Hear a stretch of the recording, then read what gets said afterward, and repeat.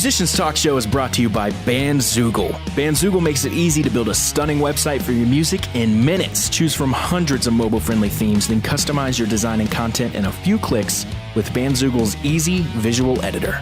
All the features you need for a professional website are already built in, including tools to sell your music and merch commission-free right on your website, mailing list tools to grow your fan list and send newsletters, integrations to pull in content from all your online services like Twitter, Instagram, and SoundCloud, and live support from their musician-friendly team 7 days a week.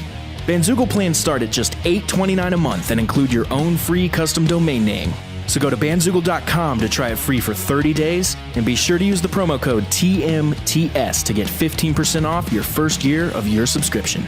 Okay, before we get started, Matt and I have lots of great ideas to improve the podcast, but we can't do it without you. So if you want to help us grow, click support the show at musicianstalkshow.com and consider signing up for our Patreon. We have tons of great perks and rewards for you, such as early guest reveals, a weekly live Q&A, and access to a monthly exclusive episode only for our patrons. Sign up for our mailing list on our website to gain access to our private community on Discord. There you can communicate with Dallas and I directly about all things TMTS. You can also follow at Musicians Talk Show on Instagram to discover new episodes, vote in polls, and join the conversation. Thanks for listening, and enjoy the show. Welcome to the Musicians Talk Show. Ooh, 50 episodes. that's one more than 49. Talking about music and life and career. And here we go. Welcome to the show. How you doing, Matt? Intro it. Trying something a little new this time. What do you think? Just tricking it out a bit.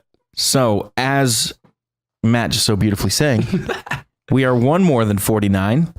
We are episode 50, dude. Yeah, that's crazy. I feel like that's a milestone. It is definitely a milestone. So it deserved the R&B intro. Right, for sure. Episode Auto-tuned. 50. And like I think I said at the very beginning, I don't remember. We made it all up on the spot. Yeah. This is the Musicians Talk Show podcast, and we're not usually this goofy, but we're in a good mood. So Yeah. let's have some fun with it. Episode 50, man. Pumped. So pumped. So I want to say congratulations, Matt. Thanks, buddy. Congratulations to you as well. 50 episodes. Almost said 40. 50 episodes. I only said it 20 goddamn times. Yeah. So that's awesome. And we got a lot of things planned ahead. We have so much stuff planned, and we've been having a lot more meetings. Yep. Meetings are very good about how to... that was a joke, by the way. Meetings are usually a waste of time. But we've been having good meetings. Yes, we have. About where to take this in the future and how to do some fun stuff. We'll have them on the spot, dude. We'll have them anywhere because we can chat through Discord and we'll just pick up the phone and start just talking about stuff. And I'll text him and be like, oh, I had this idea. And he'll be like, call me. And then we talk for 40 minutes. Yeah. That's the way they come. You just gotta So one thing I think we should go ahead and announce so people can start looking forward to it is we have merch coming soon. So, dude, I just said so and burped at the same time. So, we're going to have it on the web store. So on our website, I'll put it up there. It'll be a store. So you can go to the store. We're going to have all kinds of cool stuff. Yeah. And also you can get some cool merch if you sign up to our Patreon as well. Yep. That's going to be awesome. We want to give you guys some options to show your support basically. And also get some cool stuff at the same time. Yeah, absolutely. And I'm really happy with what we've picked out so far because I feel like we're doing the, black t-shirt with a logo. We're doing that for sure. Cause people love that. I love that, but that's basically all I wear. Yeah. But we're also doing some cool stuff that's maybe a little different than the standard merch stuff. So yeah, we were talking to our boys at Mad Parks, and they have a lot of cool options, and they experiment all the time with like different shirts and stuff like that. And we saw some stuff that would be like, that's Musicians Talk Show. So we're gonna hook it up between them through those guys and probably some other friends of theirs, and stuff that's not apparel either. Right. Like some other cool stuff that we're gonna reveal as soon as it's able to be produced. Yep. So that way you can actually buy them and we'll have them. So that's coming up. So let's talk about the poll of the week. Yeah. We want to finish up the last one first. Let's wrap it up. So last week we did acoustic versus electric. Yeah. And we didn't really specify what that was on purpose. I think we wrote in the question, it was a little kind of guided, at least. It was in your, what was it? I just had it up here a second. Here we go. It says, in general, which do you prefer, acoustic or electric? So at least there's, in a generalized way, it could be an acoustic or electric show, acoustic or electric guitar, acoustic or electric violin, album, anything, right? Or album, right? Sure. So, And then we just left it up to you guys to decide. And the Electric won by a lot. Yeah, Electric was a landslide, 83-17. And I voted for Electric for sure. I What'd did you too. vote for? Yeah, me too. Electric. I like. Is that because you think performance. acoustics suck? No, I like acoustic stuff, but I prefer Electric. I definitely lean towards it. I'm in a lot of bands that play electric guitars. I'm in no bands that play acoustic guitars. So with that, I guess that speaks for itself, kind of, right? Sure. Yeah, same thing. But there are some people who probably don't like the idea of electric music at all, and they would just rather hang out and listen to acoustic guitars, and I totally get that too. Or they prefer, maybe the coffee shop to the concert, Sure, exactly. which I get. Yep, absolutely. And it's not like I don't enjoy that, but if I had to say I prefer one, I prefer the Electric. Yeah. So that was a good poll. I think that was just a kind of.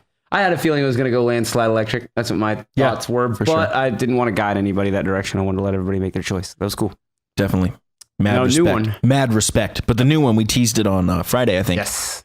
AC/DC versus Led Zeppelin. Probably two of the biggest classic rock bands there are. And the reason we chose those two, because at first glance, when you sent me that, I didn't understand. Like, I was kind of like, well, I wouldn't, I would do maybe Zeppelin versus Stones or, something like that. Right.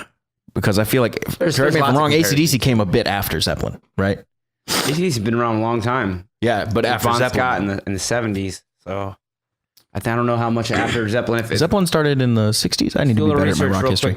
But anyways, go ahead and explain it, and I'll figure it But out. the reason we picked those is because Matt sent me this great picture, which I then posted on the Instagram that you guys have seen, and that's a little picture about two people saying this is where we part ways, and one of them has a Zeppelin shirt and he's going up the stairway to heaven, and one of them has an AC/DC shirt and he's going down the highway to hell. Yeah, so AC/DC 73 was when they started. Zeppelin. We'll see what Led Zeppelin is. I The think. people that are like really Led Zeppelin fans are probably screaming at their stereo. Yeah, but maybe somebody doesn't know both, so we're doing it right now. 68.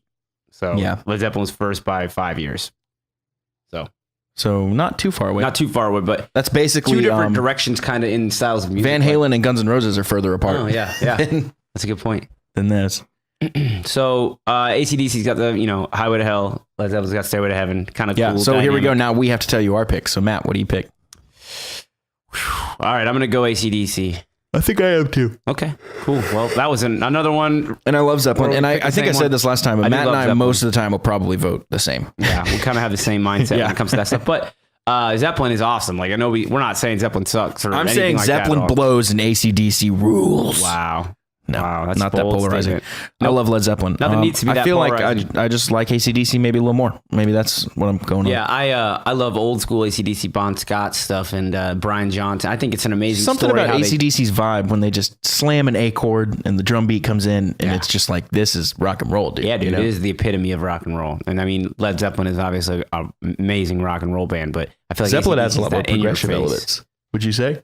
Yeah, definitely like in more slow parts, that kind of stuff. Like Yeah. AC/DC doesn't really ever Like, bring it down, Yeah, like, not like in a they weird- turn Communication Breakdown or whatever into like, or Dazed and Confused into like a 15-minute song. right? Or Cashmere or anything like that. Yeah. Like that stuff's a lot deeper than And Zeppelin does AC/DC's. like odd meters and interesting, yeah, different stuff that exactly. AC/DC's kind of just straight ahead, slammy straightforward in the power face. power groove.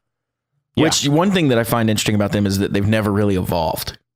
That's a good point, because even with different singers, they still come out with that same sound. It's very Exactly very the same. Not exactly. There's subtleties to it, but there is the direction never changed. It's like very so forward. It just keeps going. And that's something I absolutely cannot relate to. Do you think that's I get bored of something in 20 minutes. Yeah, I like I a can't variety. imagine doing the same thing for 40 years. Yeah, I like a variety. I wonder if that's like one person, if that's like Angus, you know what I mean? Like he's definitely the sole like remaining member, the one that's been there through it all. Yeah. Is that But just didn't Malcolm because do a he's lot of the such writing though, power? right? Yeah, exactly. But you think So that's where that sound would have come from, was whoever was writing it. right. Well, yeah, that's true. But I'm sure it was a collaboration of somewhat. Yeah. I'm sure they just wrote as a group or Some whatever. sorts. I mean, yeah.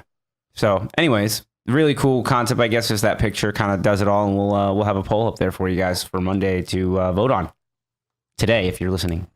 Yeah. If you're listening right when it drops, we're recording this Sunday night, so we can stay relevant. That's right. So last night, Oh yeah, dude. Matt played a show. Yeah, it was a good time. We did the Prep and Bury. It was real bad. It was real bad. Let's No. talk about it. Well, there were some bad parts, but everything else positive was. In I was the end, joking. It was all not positive. bad. It was good. But the bass amp blowing up was bad. Yeah. Tell We'll me get to that. that. Tell We'll me get that to story. that. We'll get Or to you that. want to Let's start somewhere else? Let's start with the fact that thank everybody for all their help, including you, Dallas, and Paige was there running sound for us and with Dallas, and We had Brian come out do lights with us, and we had all kinds of friends help out. From Kyle's dad doing the bass drums to just everybody was all hands on deck, and I love that. So I think that's what I like about music. I feel like a lot of people in music are that way, where they'll help you and give you the shirt off their back kind of stuff, and I would do it in return, and that's the way I like it. Yeah. So, but anyways, awesome show. I'm so glad that everybody turned out, and it was a good time, man. Yeah, we had fun. I basically just lent all my sound gear. Yeah. And Paige and I set it up and all that stuff, and then I kind of just let her run it to kind of see how she worked and stuff, because we're, potentially working together in the future on some projects. Yeah, so. we like Paige a lot. She's really cool. So Yeah, we it was want to give her some work and work with good people. So that's why we do it. Mm-hmm. Yeah. The other bands playing were awesome. Carolina Vibes, like a reggae type band, and then we had Dirty Lowdown. They were cool. All these are local Charlotte bands. That was one of my biggest draws to this show, is that it's all amongst local bands that are doing this all the time already. Prep and Barium's a brand new band, so we're getting out there just kind of testing the waters. What a great way to do it with these bands that have played around, the city quite a bit. You know what I mean? They know all these gigs. They played most of them played Hattie's before. I'm pretty sure they all had, actually. And then American Theory at the end. Yeah, American Theory, amazing band. Those kids Props are to him, very talented. the singer Devin, the only guy that came up to me and started talking to me about thanks for your sound, man. Oh, good, man. That's very good. Bands. I didn't hear that. That's good. I'm glad. Yeah, we talked for like 10 minutes. Found out the guy that did their album did some work for us in the past too. Very nice, very nice. So I talked to their bass player as well. I talked to Devin a little bit, and both very cool guys. Those guys make some awesome music. Nothing but great things to say about those guys. Everything was awesome. I they have a cool sound. Overall happy with the entire show. Happy to do it, like it was like to help out and do all that, because we had to supply all the sound and stuff. Like there's a lot more extra heavy lifting, and you have to make a trip to the venue first to get the sound there and the lights there. Then you have to go back to the the playrooms where we keep all our gear and come make another trip back with all your gear. So it's twice as much work as a normal gig would be to just go to somewhere with the sound set up. So it's a lot more. You guys probably had twice as many hands as helping you as other people. We had a lot of friends out though, so it was really nice. Yeah, it was really good. Kyle works in racing, and when he lets the race team know that we're rocking out on Saturday night, it's all hands on deck. A lot of people came out and helped out. That was so cool. So we're very appreciative of all that.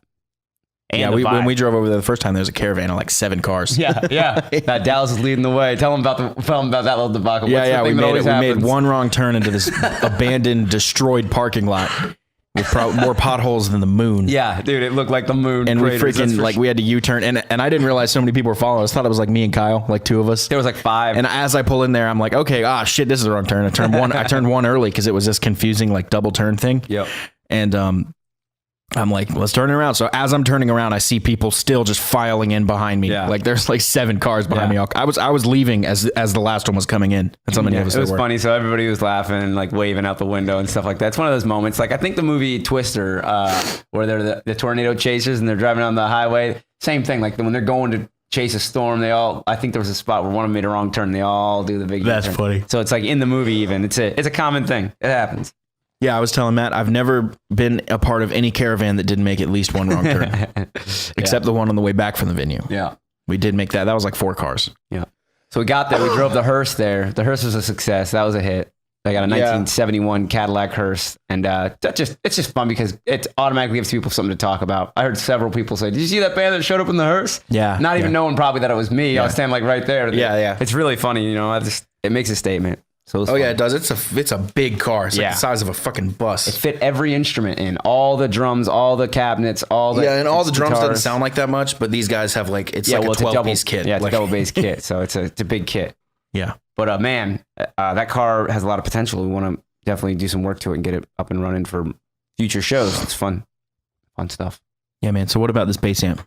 Oh yeah, so let's go. It's your bass amp. Yeah, right? I'm gonna explain this because this is my fault 100%. Okay, let's go through it now on the air because I never got the full story. Okay, and I wasn't over there when you guys were talking and setting up and stuff. So you remember when we said, all right, let's not use the cabinet. We wanted to save space on the stage. The stage was really small. There's a pool table kind of right in the way that you can't move because I had a fucked up leg. So they were worried about anybody moving it and it falling apart. So we couldn't move the pool table. We had a very small space. So we're like, all right, well, let's not bring the bass cabinet. We'll just bring the bass amp up and plug it direct into the board. Right. Thinking no problem, right? Well, that way we'll get the tone of it. Well, I forgot, and I had figured this out a long time ago, years ago, when I did this at a band practice one time.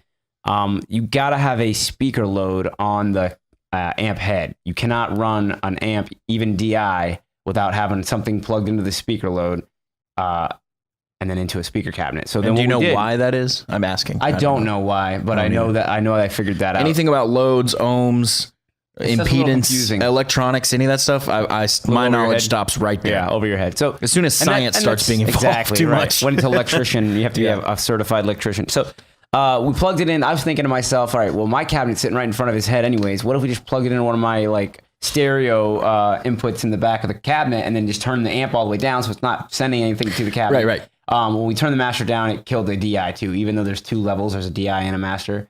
The master's connected to the DI. So that didn't work. So we unplugged it from my cabinet and just So you can left the only, so with wire- that amp, you can only do both.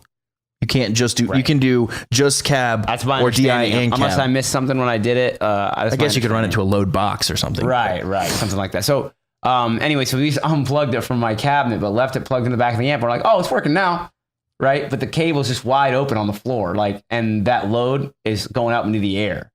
So we made it through about 2 songs, 2.5 maybe, and then Barely. The tone was it was not good. it was terrible. It, Yeah. And it kept cutting out. It sounded like he had a battery dying. Something. And it was like all mids. Something. It was really weird. But so then we started smelling smoke and the bass quit. So we had nothing. And then we went, luckily, this is one of the awesome things about having good team members and friends by.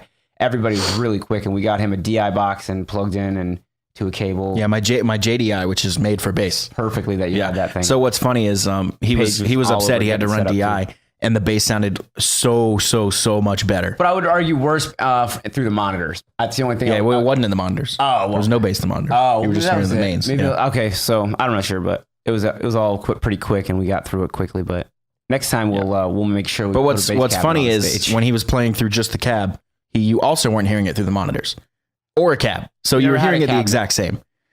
But he never had a cab. both ways. Yeah, so he was hearing it both the whole time he was playing bass. He was hearing the same amount of volume the whole time. right, He was probably hearing more through the DI because it was so much fatter and Right. beefier, and we had so much more low end. right. It sounded like It sounded like it was overdriven to me though when we went DI. That was the only thing. I don't know where that DI was coming from. No, Yeah. it sounded real clean out front. Okay, if that sounded good out front, then it was just whatever monitor I was listening to. But yeah, just to be able to get that through that really quickly, because I mean it's a set that is pretty tight as far as all these 4 bands. You know, where everybody wants to go home. They don't want to be here till 1:00 in the morning because everybody wanted to take 45 minutes to set up or anything like that. So we made it a 15-minute changeover time and just tried to get everybody to stick to that. Even though that's quick, that's hustle.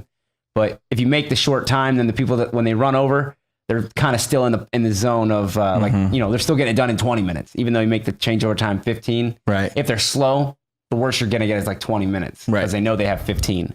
Right. So right, always right. make it like a nice short changeover time and just get everybody, don't be mean about it, obviously. Like, dude, you only got 1 minute and we're starting this thing. You got to be You have to firm for yeah, sure. as firm as you can be without being a dick because everybody has problems. Stuff happens, you know, like whatever.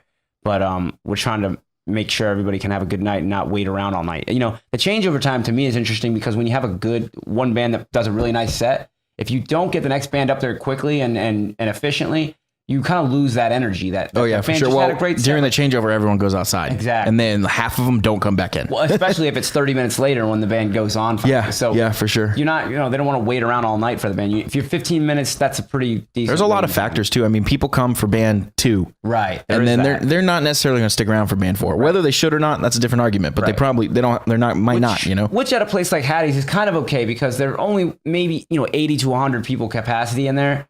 It's kind of nice that you could have people swap out in and out. Like some people will stay for the whole thing, but then also you're gonna have people who are just there for one band, whatever they go in and out, and then that you're still getting the door money, right? Because at that show they share the door money and the event T-shirt money, which is really generous, which is a nice setup. So, and there's not a lot to be made. It's a small venue and stuff like that, but just a good way to show support to the local community. So we love Mad Park. Those guys are cool. Yeah. Yeah. So tell me a little bit about like the show as a whole, not the idea of the show that you guys play, because it's a Mad Park themed show thing that they do like monthly. Yeah, they're going to do it monthly now. And last year they did their first one, and this was their first one of this new year. And they're going to continue to do them monthly. So, But what is the goal Local- of it, or what is the name of it even? Mad Park Designs. I think is it Presents? Is it what is it called? I don't know why I'm volume. Oh, they usually go by volume 2. Mad Park Presents volume 2, or So something like that. Then basically what they're trying to do though is it's not my setup, but I'm going to try and speak for them the best I can. They're trying to showcase local talent. You know what I mean? They're trying to get a scene growing and a buzz growing. They're also part of the New Sound magazine, the internet zine, where they cover all the local shows and stuff like that. So they're all about local music and getting a scene going. So that's why I'm just super supportive of all that. And when they asked us to play a show, I was totally down because I support that kind of thing. Yeah, it was a fun time. Yeah. And then last night led to a lot of other things too. Like some other friends of mine's bands offered, like, dude, we should play a show sometime. We're gonna set up, get other shows from that. Like probably something at the Milestone coming up, which is just never played there. Classic place. I gotta play there. I gotta go there. I played there when I was 18, I think. Nice. Yeah, and our drummer was Sorrow? it was kind of a weird situation because our drummer was 17, so they wouldn't let him in. Yeah, that's a little interesting. So That's kind of the story for us a little bit. But everybody got in, I think, because of just the circumstances. David's girlfriend's under 21, and that show last night was a 21 and over. That's kind of interesting that happens. But they let her in and everything, so it was all good. yeah, that's good. All right, well, I guess that wraps up the Prep and Barium show recap. Yeah, good times. Good time.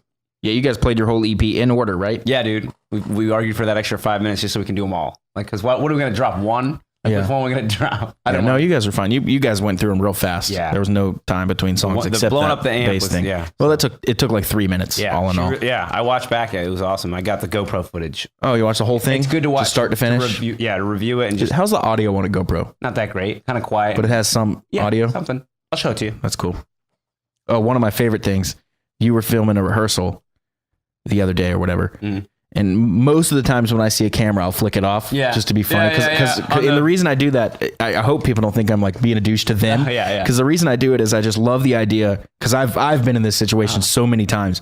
I love the idea of the person going through the event, like the photographer, the videographer, and then getting back home, putting all the footage on and scrolling through it, and then just finding this one moment where this guy flicks them off that they didn't realize was there. At the Playroom Christmas party that you got that photographer that. Yeah. That was so funny. So next to you. We'll divert real quick. The Playroom had that Christmas party. I don't know if we talked about it, but we're watching a band and it's in a room and you're kind of standing around the band in a semicircle. So Matt and I are on one side. The photographer is on the complete opposite side. She's shooting the band. So we're in the background of the shot. And I know this, and I see she's got a zoom lens and she's zoomed in real tight, and I can tell I'm in the shot. So I just I casually not like throw up middle finger or anything. I have my arms crossed and I just like put my middle finger out. I didn't even think she'd see it, but I saw her put down the camera and like smirk at me and start laughing. She caught it immediately. I started dying, dude. I was like, oh my God, that's amazing. You must have been right in the shot. She was sharp. It'd been funny if you were like right like behind him, like or whoever she was filming. I love that. I had to like stop myself from like, because I kept walking in front of people that were filming, and I had to stop myself from just being like boop every single time. So then last night you did it on the story post on the music. I did. Yeah, if you guys watch our story post, you'll see exactly what I'm talking about.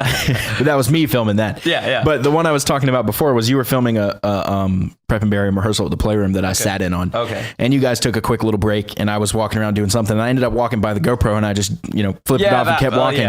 And then like 2 days later, Matt sends me the screenshot of me flipping it off, and I was like, hell yes. I was like, found this. It was funny when I. That's exactly what I mean though, because you had no idea I did it. No one did. And I looked back at what was going on because it was all in film. I was like, oh yeah, we were just talking about other shit, and you walked by and you're just like casually middle finger. I was like, oh, that's a perfect little. What, dude? If you have that clip, we need to take just that clip of me like doing it and post it because we're talking about this. For B-roll, anyways. Yeah, that's hilarious. I'll put that clip on there. Oh, here's what we need to do. We need to start compiling all of them. Yeah. And then just have like a 4-minute video of me doing it just 800 really times.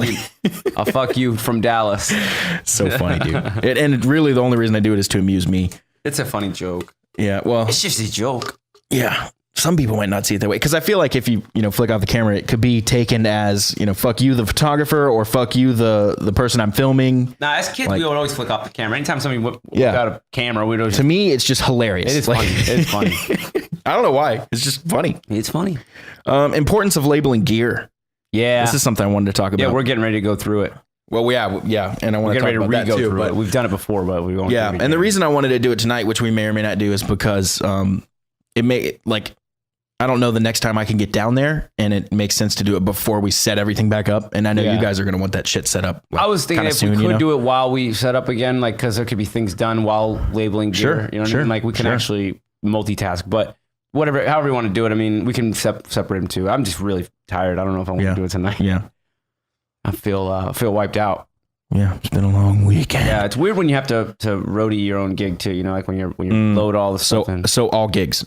right. That's what I'm saying. But it's not weird. Sorry, I shouldn't have said weird. What it is it's tough because you have to do all the work. Well, the physical like lifting of 90-pound speakers and over and over and over, and then you those go on stage those and you mains have to I play. have are about, I think they're about 90 pounds each, and that's not huge, but that's a load. and they're awkward, so it's like it's like this. It's like almost human height. Yeah. So you're like hugging it like a bear, like waddling. If you're by yourself, if you have someone else, it's really easy. But you don't always have that. So, anyways, that's tough on you when you have to play a show after that, and you're like. So, but the importance of labeling gear, I can't stress enough because we have been super lax on it, and just last night for the first time I started to realize like we really need to figure this out because we have for a Prep and Bury gig, you guys were using most of my stuff. Yeah. And I mean cables. Yeah. Power cables, all sorts of specific stuff. We had our own stuff, but I felt like you had your stuff more organized, and we could just get through that really quick. But and I had some. I want to get organized. Here's where it got complicated. I had some of your stuff, and I'm talking like XLR cables. Like I had like 5 of your cables, with my 20, and they're all together. And thankfully, I know them by sight, but I'm not going to remember that forever. Right.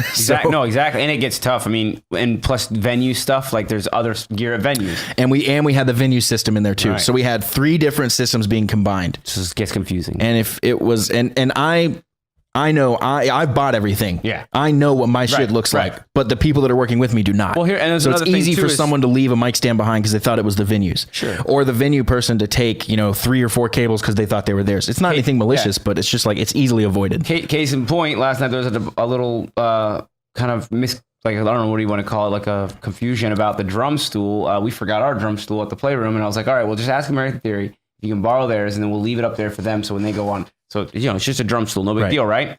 Well, they had the exact same drum stool we had, the PDP. What are the odds? I couldn't believe it. We just got this thing. Theirs looked brand new too. Then at the very end, somebody grabbed the stool, and I said, hey, no, that's theirs. Actually, we got to leave that. It looks like ours. It's theirs. Trust me. Then 5 minutes later, Craig goes over there and picks that drum stool up, thinking it was it. A different person. Craig goes and picks it up and starts putting it in the thing. And they go, hey, where's our drum stool at? And I said, I don't know. It's just sitting right there. I just told them that it was yours. I heard that part of it. And then I was like, well, there's something's wrong here. It's gone. They don't have it. So I need to find out. Turns out somebody grabbed it without knowing, So the thing is, a lot of people helping. And the reason, this is where shit got tricky, is I thought like, oh, well, I don't need to label my stuff because I know what it all looks like. Right. And that's true. The stuff's commercial everyone stuff. around me helping does not. Right. And they need to know immediately on site what's what without having to ask, because you don't have time to ask. Color coding ask would me be 5 good. things. It's like, dude, just do it. Yeah. So I'm thinking we go full bore with labelers, man, because we can do colored labels. So we can do like, if blue is your color, we'll say whatever, right? Regardless, we should each have a color for our stuff. And then you sure. label it what it is or something like that, so that like written on it also. So you have a blue label with what's written on, so that way you know what it is. It's 10 feet. I love all feet, that. Oh, I see what you're saying. or whatever information needs to be on that label, you can put it all on there. Or put your name on it as well on the other side, like how long it is and your name on the other side, or something like that. There's lots of options you can do with those labelers now. They make a tag. Right. Or you can do all kinds. So you can wrap it around it. So it's made for like a cable. Exactly. Yeah. So my only thing with the tag is they're going to get torn off at some point. Maybe. But I was thinking for the cables, we use that. And this is so funny. We're just brainstorming this on air. But I think for the cables, I was thinking we just do some sort of color system with the electrical tape. Just a little strip of blue and also a strip of white. Because what are the odds of somebody? So like some people might have blue. Some people might have white. But what are the odds they have both of them? Yeah, that's a good call. And then you have like white and red. Right. So we know white is some of ours, and then blue or red is yours or mine. That kind of thing. Really easy, for the cables. But then for like the mains, for example, we get a label maker and we stick it on the back plate where you plug in the jacks and it says the LA Maybe or Dallas Dwight or whatever. Right. Same for the board. Same for, and we need to label like pretty much everything. Yeah. Okay. Well, let's get to it, man. I think it's super important. Just like you said, we don't need to be mixing people's stuff up and and also, it's not even that. I am worried about, losing stuff or losing money or whatever. But the main thing is having that shit set up and putting the time in ahead of time makes the gig way faster and easier. That's efficient. There's no questions. I can turn to anyone in the room helping me and say like, hey, our cables are blue and white. Grab them all. Yep. If it's not blue and white, if it's not labeled, it's not ours. Yeah. And we can label both ends too. Yep. I like it. Cool stuff, man. And then something that went really well at the gig that I wanted to talk a little bit about here as well was the importance of things like teamwork, organization, and especially hustle. Yeah. That's where I think having all our friends from first of all the music, anybody who's ever been in a gig or whatever understands why you have to hustle at a gig, because everybody has a lot of work to do and you're trying to get out of each other's way and have a good show. We want everybody to have a good show. So all our music friends were there that were good at that, obviously, and then also Kyle's racing buddies are very good at that because they're all in a hustle. Race team stuff. You are same way. You have to do everything fast and good. So it's cool. I like that, and we feel like we got a good surrounding people. Yeah, and stuff goes. I mean, obviously, way smoother and way better with a decent team. Yeah, and that's why you pick your team carefully. So that's what we're trying to do. You need people that can help solve problems instead of create them. Exactly. Because I've worked with a lot of people that create problems. Or people just find problems all the time and don't have any solutions. That's no good either. Yeah. Even if they're not creating problems and they're just around and they're just saying, hey, there's a problem over there. This is one of my biggest pet peeves that I'm starting to develop is when I'm trying to when I'm in the trenches getting shit set up or working and I'm dealing with problems left and right and I have 5 other people running up to me being like, Dallas, the in-ears aren't working. Exactly. Dallas, the clicks aren't working. Dallas, how do I turn the computer on? And it's just like, dude, you should know this shit. Well, you need people with initiative and knowledge. Yeah. And it's again, those two things, initiative and knowledge. Like I'm totally fine teaching you, but fucking remember, have a little bit of respect for me teaching you, whatever you want to know about my system. Yeah. And remember it so I don't have to constantly show you or worse, do it for you. Yeah. Because I don't have time for that. We're in the middle of shit. Yeah. I feel like we're getting a good group of guys around us, though, and girls, obviously, helping us out, and have a good team. Mm-hmm. That's what we were trying to get, Yeah, Paige and I worked well together. Yeah, definitely. I saw that. That was a great camaraderie. You guys knocked it out of the park.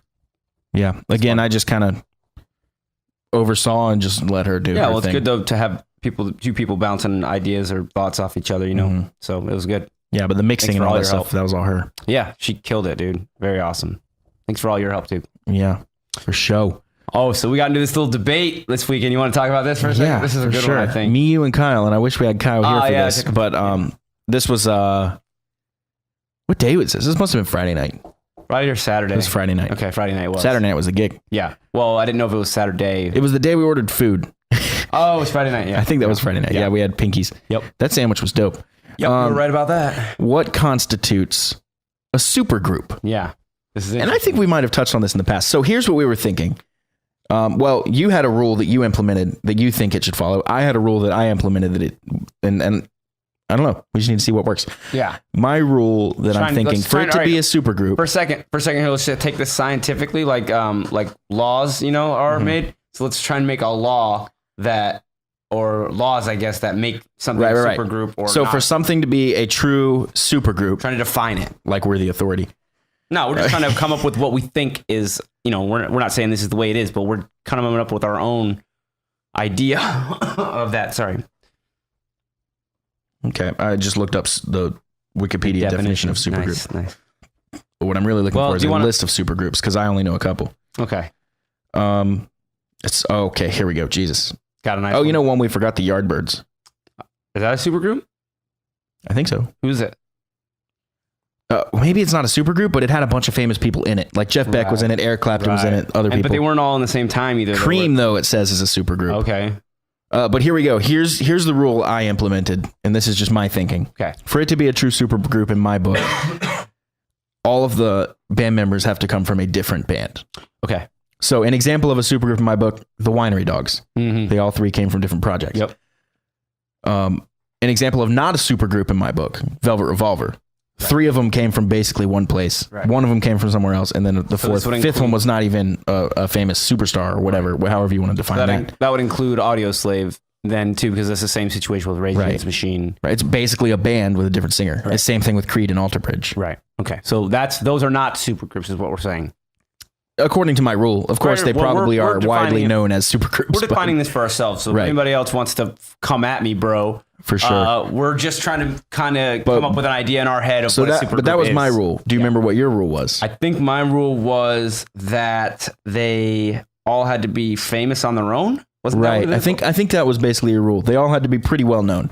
So again, Velvet Revolver wouldn't fit that because one of them was not as famous as the others, by a long shot. Yeah, he was just kind of like an extra member, and that played rhythm guitar for him. So Right. So by both of our rules, Velvet Revolver fails the supergroup test. Yeah. I think, and this is what we were kind of talking about, for it to be a true supergroup in our books at the Musicians Talk Show, it has to check both boxes, right? Yeah, If it but- fails to check a single box, it is not I one. think there should be more. I don't think it should be those two. I think there's some more. Well, what other boxes are you thinking? I'm not totally sure on it yet, but I think that we might come up with some if we come up with what. Let's get a supergroup list going here. I'm looking here. Crosby, Stills, and Nash and Young, of course. That Crosby, Stills, and Nash fits my definition. Crosby, Stills, Nash, and Young does not. Okay. Them Crooked Vultures. Yeah, they're great. Are they a supergroup? That's Josh. We got Homme. Josh Homme, Dave Grohl, and John Paul Jones. Okay, so that's a supergroup. Yeah, so you got Three different Zeppelin, guys. Foo Fighters, and Queens of the Stone Age, and they're all famous on their own. So that one would work. Perfect. All right, so there's one. Humble Pie. Okay, I'm not. I'm like back in the 60s right now. Yeah. Like, some of these, though, it's interesting that you don't know that they're... How about Temple of the Dog? Because that's got Chris Cornell and it's The got problem is you have a lot of Pearl Jam in that. Pearl Jam. You have like That's two what- or three of them in That's Pearl what Jam I'm and thinking. Soundgarden. That's what I'm thinking. That's me. I don't know all the details of all these bands, so I'm just trying to. Temple of the Dog, and this obviously doesn't take anything away from the band. That is a phenomenal band. Killer band. Yeah. This is just what we're trying to define as a supergroup.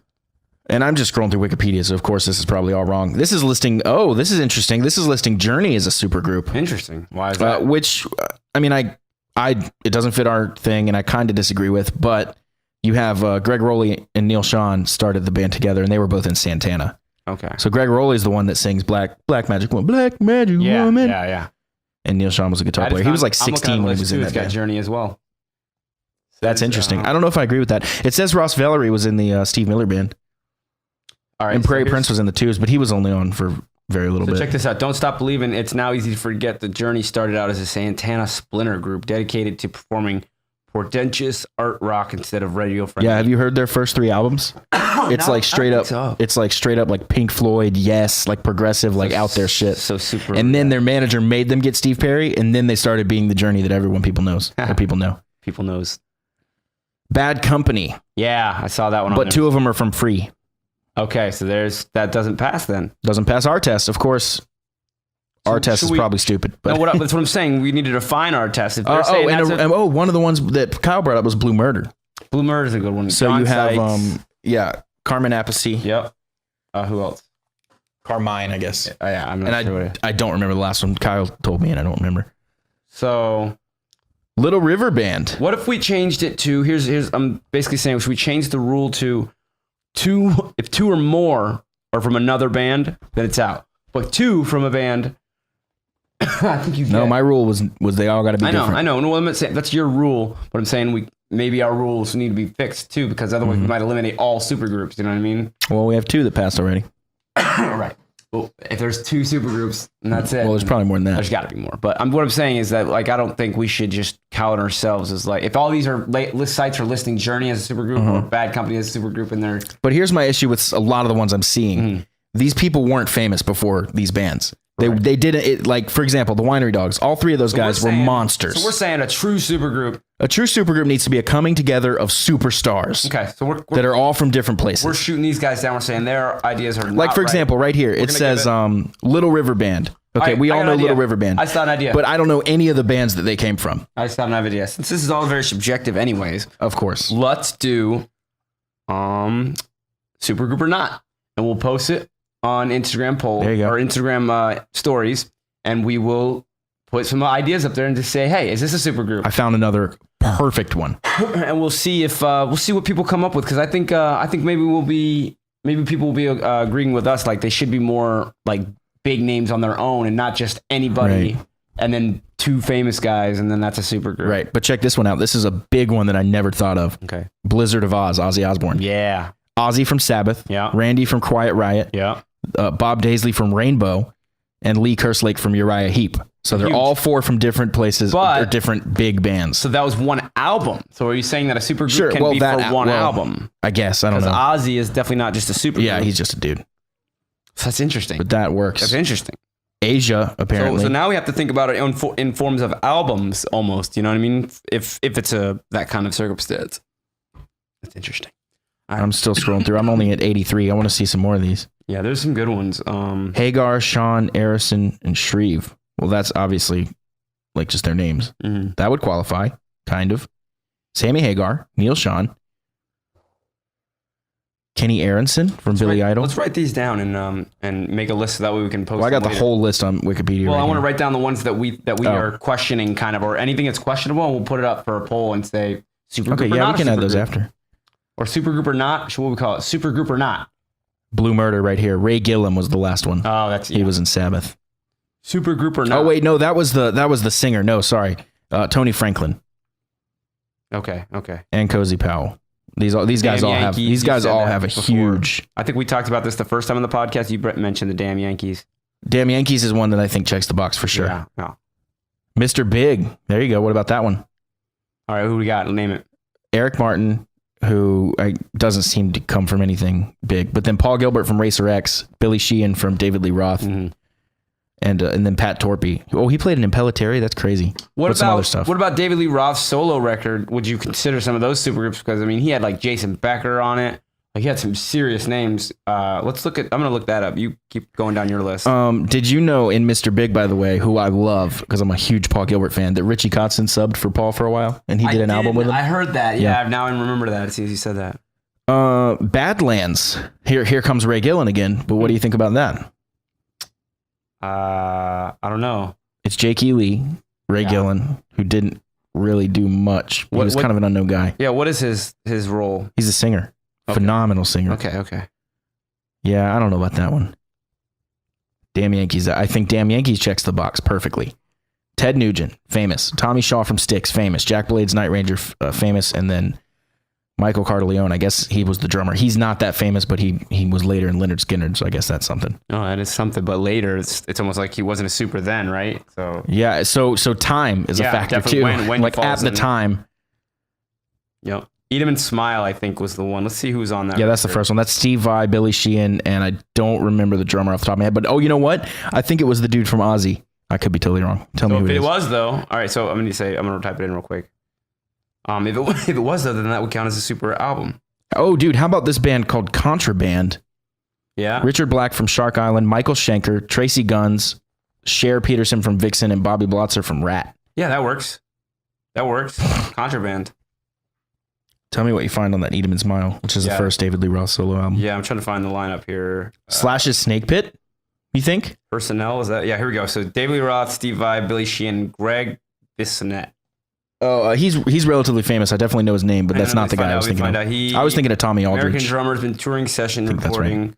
Yeah, so not the biggest drummer. He's the brother of bass player Matt. I see his name come up all the time, though. Yeah, he's a session musician, it looks like. All right, what about Slash's Snake Pit? Of course, you have Slash. So Eat 'em and Smile, yes or no? Or leaving it up for debate? well, Snake Pit I want to talk about though too. the question is, it's under David Lee Roth's name, so the Ozzy thing comes back Same into thing. play. So let's put that out, those two out there and see what people think. If Yeah. that's a super Okay, group cool. or not. Slash's Snake Pit, you got Slash, of course. Matt Sorum, who was in Guns N' Roses, but also was in the Cult. Right. I know him from the Cult, so Then you have Gilby Clark from. Well, how do you know him from the Cult? He was in the Cult for like one album, wasn't he?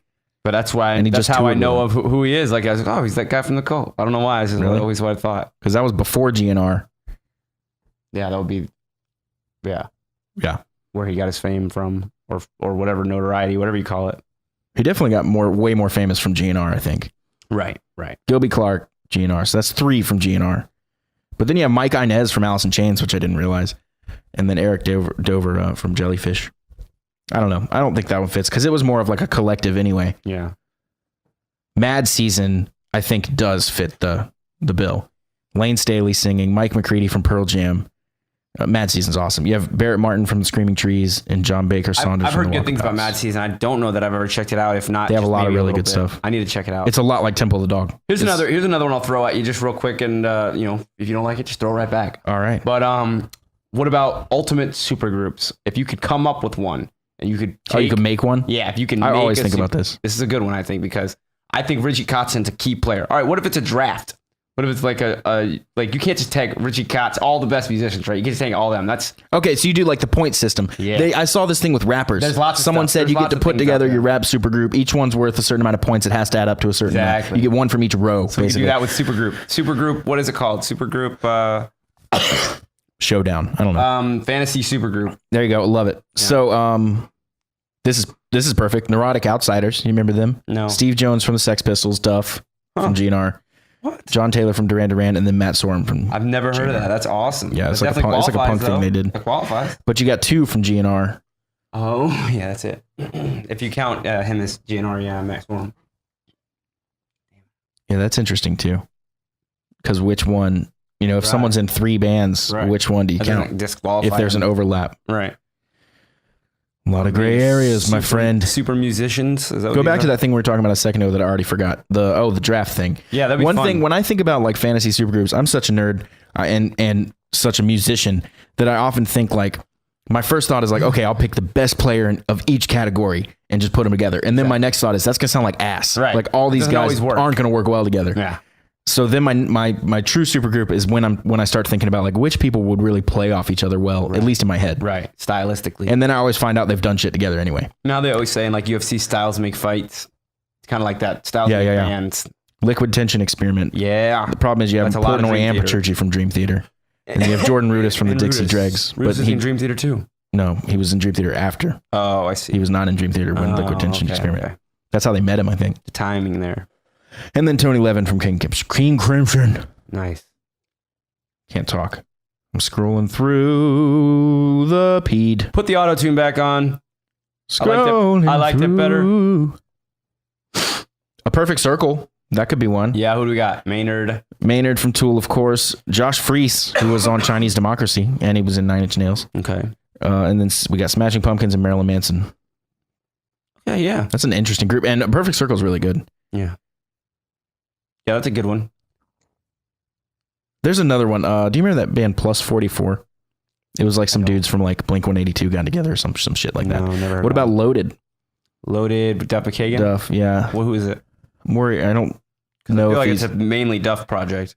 Yeah, dude, fucking there's like 15 people on the list for Loaded. Really? Who is it? You got, I'm going to list not their names, but the bands they're from. Okay. Black Flag, Plexi, the Reverend Horton Heat, the Presidents of the United States of America. It's a bunch of punk guys. So is this would more be like a compilation record then, or like not Well, it's compilation Duff's record, band, but yeah. right. But like a I don't know. I don't what that think they would were be all called. on that. Right. They weren't all on the same record. It's like not Velvet Revolver. Where they they got weren't a on all different the songs. Like one person could have been on like one song. No, I think he had like a band and then did like a different band for the second record kind of thing. Oh, I see. And then Audio Slave, of course, comes up. It's 3 dudes from Rage with Yeah. Chris. See, I don't think that one counts. Not in our test. So The Postal Service. It's interesting to see bands that you know as just a band that you know, yeah. but you come to find out it's actually kind of a supergroup of a bunch of Right. people, you know? I'm gonna start doing the super group or not. I'm gonna make that an Instagram Yeah, write it story down. thing. I'm gonna put it on there. Write down some super groups that are questionable. How about Colonel Claypool's Bucket of Bernie Brains? You got Claypool from Primus, Buckethead, What a great name. Bernie Worrell from Parliament Funkadelic, and then Brain. Hmm. Brain's a killer drummer. He's on Chinese Democracy as well. This one, of course, does list Velvet Revolver, as I think most people would. Mm, We just disagree on a technicality. right. And honestly, I agree most of these that break our rule are probably supergroups, but Right. I think if we're getting real technical and douchey about it, It's just our I like take to on do. it. I'd like to see what other people's takes are. Alter Bridge, same thing. 3 Creeds and a Miles. Yeah. 3 Creeds and a Miles. Creed to the miles. Oh, Plus 44. Here they are. Nice. Mark Hoppus from Blink, Travis Barker from Blink, Shane That's two Gallagher from The Blinks. Nervous Return, and Craig So it already Fairball. fails our test with 2 blinks. So. Angels and Airwaves, same thing. So all the dudes at Blink 182 started doing like solo shit, and they all kind of sound the same to me. Right. Yeah, well, they have a very distinct sound. So it's when you They have do. that- Although I do love both of those bands. of course, but I mean, when you have a distinct sound, sometimes it's really hard to sound different. This is listing Five Finger Death Punch as a super group. That makes sense. You know, that does make sense because Jason Hook, the guitar Yeah, player, he played was for all he was a kinds of road people. guy for a while. Yeah, he played for. But it's got someone from UPO who I don't know, Motograder who I don't know, and Wasp who I do know. who did Jason Hook play for? The Alice pop Cooper. singer. Pop singer. Oh, I don't know. He played with like Miley or someone like that. I think it was Miley. I think you're right. Heaven and Hell. Mm. Interesting. So I'm gonna put albums on here too. You know what I mean? Like, Well, Blizzard of Oz this is is the one of band them. Heaven and Hell, but I yeah, know, but Blizzard of Oz is Blizzard of Oz. And what was the other one? Eat 'em and Smile. Eat 'em and Smile is another one. Yeah. Heaven and Hell. Vinny Appice, who I guess was in Black Sabbath, and Dio. So this one's like they're so closely tied together. I and then you know have, one that's you definitely have a super Geezer group. and Iommi from Sabbath, and then you have Dio. So they were basically, and we all know this, but they were basically all Sabbath. Right. But then So that Ozzy said you can't use the name Black Sabbath. Right. So that's not really it's not really a supergroup, right? Yeah. How But about, that album they did is fucking awesome. of course. It's probably it's one of my favorites. How about, I'm pretty sure we talked about this the first time, Adrenaline Mob. I think they work, right? Yeah. I think they do, except I think their guitar player isn't like mega famous or something. Yeah, he's the one. killer. Mike Orlando, I think is his name. Yeah, Mark Orlando. That's exactly it. What about this one? I don't know the band, but I'm looking at the guys in it, and I'm very interested to see what this would sound like. Big Dirty Band. Geddy Lee, Alex Lifeson, so 2 Rushes. Yeah. Ian Thornley from Big Wreck. Adam Gontier, I guess that's how you say his name, from 3 Days Grace. That's a weird one to throw in. That It is a weird one. And then 2 people I don't know from Die Mannequin and the Tea Party. Interesting. Yeah. Well, let's do it like this. When we make these posts, we'll put all who's in them and where they're from. Hell yeah. Do you remember them? Yeah, that's Vinnie Paul. Yeah, I do think they would qualify roughly. It looks like the main 3 are Chad from Mudvayne, Tom from Nothing Face, and Vinny from, of course, Pantera. And how many were Damage there Plan. altogether? There were 5 originally, and the other guys were from the same bands. Oh, okay. But it lists the main 3. It says they're all former members, and the main 3 are all from different bands. Interesting. And they've actually done a lot of albums together. Right. And the first one I liked a lot. What about There's so many, dude. yeah. Chickenfoot. Yeah, Chickenfoot's another one. What do you think That about them? works. I think that works. Doesn't it? Check it out. Well, you have there's one slight crossover between Sammy Hagar and Michael Anthony. Oh, right. The Van Halen. But would you say Sammy Hagar is more famous for being Sammy Hagar No. or for being in Van Halen? Montrose. I mean, that's not what he's famous for, dude. No? Like, you got to think about what he's famous for. Not what he did first. Right, but only after Van Halen. So, yeah. So I guess the Sammy stuff solo was after Van Halen. So he was famous from Van Halen. No, the solo stuff was before Van Halen, I thought. Like, I Can't Drive 55 and shit. Is it? I think it might have been. I'm not positive. Me neither. You might want to check on that. I'll do it real quick. But I think it was. And I'm scrolling. Oh, dude. Oh, my God. What? And this qualifies. Who is it? Damnocracy. And that's Who's not gonna mean anything to you. But it was the VH1 Classic show, or it might have been MTV or something. It was called Supergroup. And basically it was a reality show where they just got 5 big personalities and put them together and were like, you're a band now. And they lived in the house together. And Yeah, so I it's know that Sebastian one. Bach, NXX Ted was Nugent, one of them too. Jason Bonham, Evan Seinfeld from Biohazard, and then Scott Ian. Okay. It was not very good, but it was a really entertaining show. But all right, does it constitute as a supergroup? That does, yeah. They're all 5 are from different things, and they're all 5 relatively big, except for the dude from Biohazard. But he is the main dude in Biohazard. All right, here. So you were right, I just don't really know them very well. but I was partially right too. It says right here on Wikipedia, so you know it's true. Hagar's first major success came from the group Montrose Sure. on their debut and second albums, which include the first song Hagar wrote, Bad Motor Scooter. So And that I'm was with 73 to you. 75. I'm with you, but my question is, I mean, if I walk hang up to on, anyone either and say way- Sammy Hagar, they're either not way, saying Montrose. All I'm saying is that either way, you're right, because the solo career was before Van Halen, obviously, and it's listing all their hit songs that he did His here. big song, I Can't Drive 55. That's his biggest song. Van Halen Was that before or after Van Halen? That's my question, too. Okay. So you think I Can't Drive 55? I think it might have been before, but I don't. 1984 album. So Van Halen had an album with David Lee Roth in 1984, so it wasn't that. So it Okay, was before Van so I Halen. Can't Drive 55 was before that. Yep. Them Crooked Vultures came up earlier. They, of course, fit. Yeah. Have you heard the Stone Temple Pilots album with Chester Bennington? No, I really like it. I have not heard it. It's like an EP. It's only like 4 songs. Okay. Good stuff. You should check that out. Chickenfoot doesn't or does apply because now that Sammy Hagar is famous from another thing, Most famous probably from his own solo stuff. act after Montrose. I could be wrong on this, but I believe I Can't Drive 55 was a fucking massive hit, I'm pretty sure too. which is funny because it's kind of a dumb song. But I didn't think it was a great song. Black Country Communion Okay, who is it? checks out. Who is it? You don't know Black Country Community? They're fucking awesome. Is it Glenn Hughes. the bass player from Pantera? Is it? No, That was no. not. Glenn Hughes, Joe Bonamassa, Jason Bonham, and Derek Sherinian from Dream Theater, Planet X, Oh. Planet X, etc. They're really, really, really good. Black Communion. Black Country Communion. Oh, what's it? Well, that checks all the boxes. You don't need to add that one to the list. Well, Unless you want I to. want to have ones that actually work out. Okay, here's Adrenaline Mob. Mike Orlando, it says solo, but he did work with Zakk Wylde and Bumblefoot, so that's interesting. I didn't know that. Okay. And then this is crazy. John Moyer from Disturbed, and when you glance at it, it straight up looks like John Mayer because it's Mayer with an O. Right. And then, of course, Portnoy and Russell Allen Right. and Rich Ward from Fozzy and another guy I don't know. Okay. Art of Anarchy, which is coming up soon. Oh, no, that's a different thing. There's John Moyer again with Bumblefoot, Scott Stapp, and some 2 other guys. Nice. That was an interesting How one. about Guns N' Roses without the original members? What do you mean? What do you mean? What do I mean? Who was the lineup without when before Slash and Duff and them got back in? Oh, you mean like with DJ Ashba and all that Yeah, stuff? DJ Ashby had Bumblefoot, and you had I guess. You had Tommy Stinson on bass. You had fuck, yes, I've coughed. It's interesting. Where do you draw the line as far as fame? That's a good point because DJ Ashby's not very famous. None of those guys are that famous. Well, 6am got him a little bit of fame. Yeah, but none of those guys are that famous. Dead Daisies, who I love. It's a bunch of different people. Yeah, that's got our boy. It's who got. else? Just trying to think of his name. It's got Richard Fortas, Richard and it's Fortas, got now it has Doug Aldrich too, but it has Dean Castronova, who's amazing from Journey and other stuff, and it's got So here's one more. who was I thinking of that I stipulation, just think. forgot? One more stipulation: do they have to have made an original album? So it's not just a lineup. I think so. Otherwise, Yeah. it's just like a benefit show, So there's like one more we rule, did with just a Duff thing. technicality, but they have to have made an original album because Yeah, I think so. that changes it. It makes it actual group.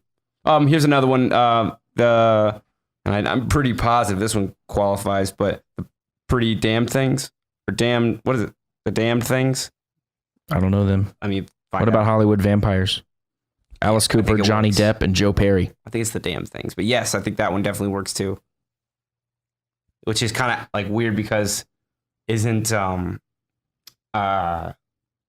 Depp in that band? That's what I just Right, said. right. yeah. So he's an actor. So He's a musician. Famous- He's done some fame, stuff, but right? he's extremely famous. right, Yeah. right. He's probably one of the most famous people in that band. People that don't know who else is in that band that I just said. Yeah, I bet What's the people band would know, called? like the Hollywood average Vampires. person would know Johnny Depp before Alice Cooper. Right, right. Yeah, probably.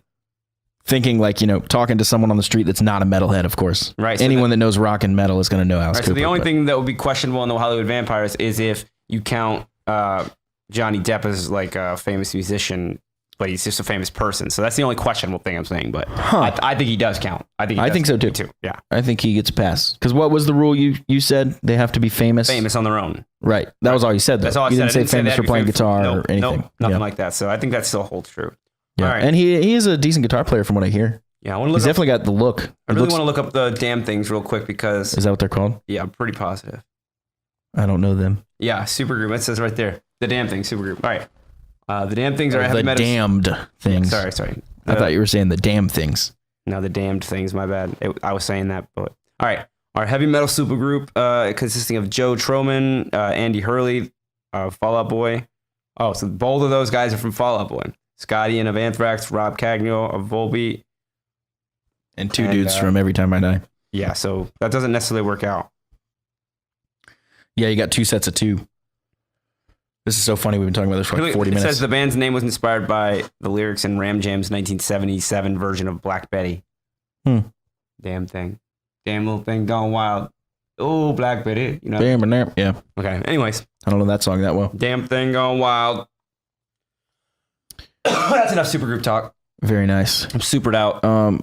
We had a Back from the Dead segment. We're at an hour, so I think we just save that for next time. Next time. And we will get to our unsigned artist feature here in 1 second. And we're back, and you guys didn't even know we took a break. How cool is You that? said 1 second. We have Crown. That's the artist name, Crown. The Fame Game is the song. Yeah, she's from Los Angeles. I'm digging this track a lot, man. Yeah, very cool. Professional sounding and Yeah. The production's cool. phenomenal, and the vocals, of course, are phenomenal. So she'll here's be the Fame next Game. Lady Gaga. Mark my words. Yeah. So Fame Game by Crown. Here we go. We'll see you guys. Oh, wait, you know what? We'll see you guys next time. Here we go.